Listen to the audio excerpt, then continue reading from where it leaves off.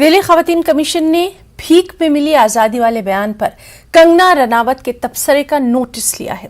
DCW की chairperson Swati Maliwal ने कंगना रनावत को दिया गया पद्म श्री वापस लेने का मुतालबा किया। उन्होंने सदर जमहूरिया रामनाथ कोविंद को भेजे गए खत में लिखा कि कंगना रनावत की दिमागी हालत ठीक नहीं है, ऐसे में उन्हें दिया गया एजाज फौरी वापस लिया जाए, उनके खिलाफ गद्दारी की दफात के तहत मुकदमा दर्ज किया जाए।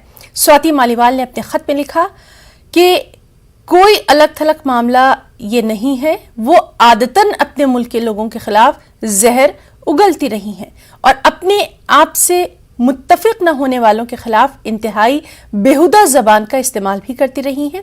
वाज़ेह है कि कंगना रनावत ने कहा था कि मुल्क की आज़ादी भीख में मिली है और असल आज़ादी 2014 में मुल्क को नसीब हुई।